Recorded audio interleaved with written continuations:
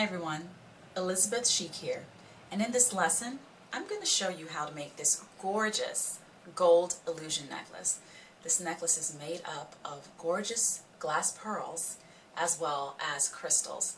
I will say you're going to need a few things in order to make this necklace, and it is a little bit tedious, but it's the same process over and over again, so it's pretty easy to make. So if you're willing to commit the time to it, you end up with a gorgeous necklace just like this. Stay tuned. First, you're going to need gold colored bead / stringing wire. You're going to need crimp beads, quite a few, so you want to have a lot at hand. To cover those crimp beads, you're going to need crimp covers. It gives it a more finished look, and that's what we're looking for this illusion necklace. You'll also need jump rings, specifically 2 jump rings for this necklace. You're also going to need a clasp, a lobster clasp, or whatever you prefer in terms of style to close the necklace. You're going to need a crimping tool. I'm using a mini crimping tool, pocket crimper. You're also going to need 2 types of pliers, a needle nose pliers and a flat style pliers for opening and closing jump rings. And you're going to need a cutting tool just to snip in the tight areas, as you're going to see in this tutorial. And mainly you're going to need gorgeous beads with a lot of sparkle, specifically crystal beads, and pearls. You could utilize glass pearls or real pearls, whatever you prefer in the colors that you prefer. And you're going to need a ruler so you can measure out the length of your necklace. So we're going to start by measuring the necklace. I wanted my necklace to be a princess style, so I decided to measure it about 10 inches because I'm giving myself a little bit of working area for when I'm actually running everything through the jump ring and the clasp. So it's going to be about 8.5 inches long. So once I've measured that, I'm going to cut it at the marked area I selected before. Then you're going to take your very first crimp bead and run it onto your stringing wire. From there, you're going to take your wire and loop it back through that crimp bead to start where you be putting your clasp. Once you have that loop, it'll look like this. You just want to make sure you get that string going quite through, and then you're going to move on to crimping it. So you want to start by putting that bead in between the first portion of the crimping tool, and it's going to create a small indentation. Once you have that indentation in the crimp bead, you're going to move it into the front portion of the crimping tool, and you're going to press again, so that way this crimping bead is very flush to the wire. Now you could just leave it like that if you desired, but we're going to cover it later. So you want to open your jump ring, and you're going to take your jump ring and you're going to add it on to that loop that we created prior. Once you have that, the next step pretty much is to, of course, add it to the lobster clasp, which you see here. Once you have it onto the lobster clasp, you are going to close this jump ring.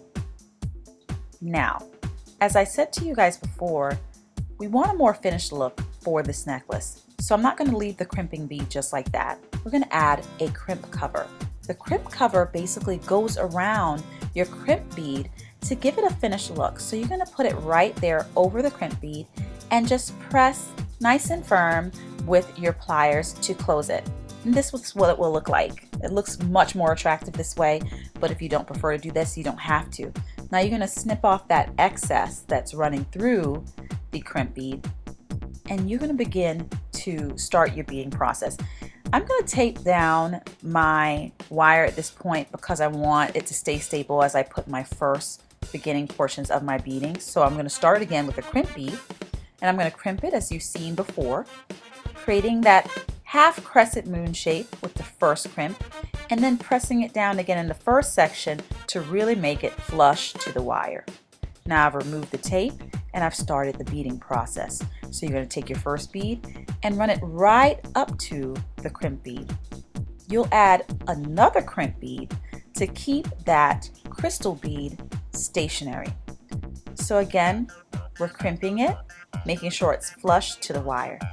And again, you'll be adding a crimp cover.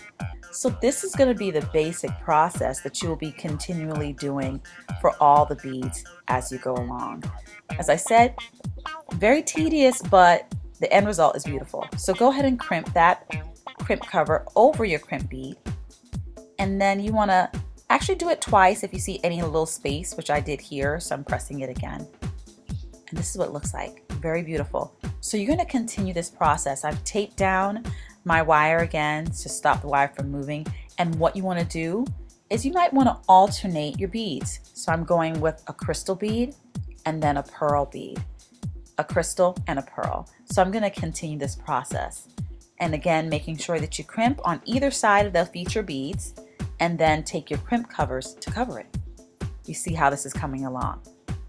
You're just going to continue this whole process over and over until you get to the end of the necklace. Once you get there, you're going to add a crimp bead again and do that same loop process that we did in the beginning of this lesson, carrying it through the crimp bead, and then you're going to pull it as taut as you can so that way you could get it as close to that first bead, and then you're going to crimp it as we've done before, and we're going to want to cut off that excess. But first we'll cover that crimp bead with the crimp cover so it's a finished look even at that section.